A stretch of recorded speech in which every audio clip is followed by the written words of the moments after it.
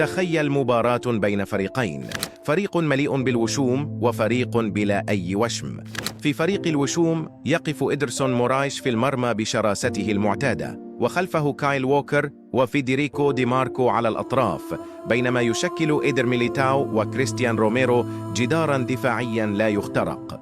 في الوسط تختلط روح رودريغو دي بول القتالية مع رؤية إنزو فرنانديز وأناقة توني كروس ليبنوا وسط ملعب مليئاً بالسيطرة والقوة. وفي الهجوم فينيسيوس يدمر الدفاعات من اليسار، وميسي يخترق من اليمين، ولوتارو مارتينيز ينهي الهجمات بدقة قاتلة.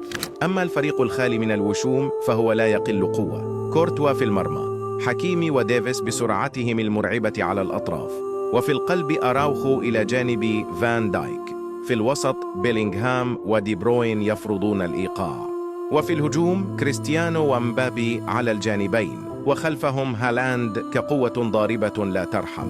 أسلوبان، فلسفتان، وفريق واحد فقط سيثبت من يمتلك الفن الحقيقي على أرض الملعب. وأنت مع أي فريق ستختار في هذه المواجهة الأسطورية؟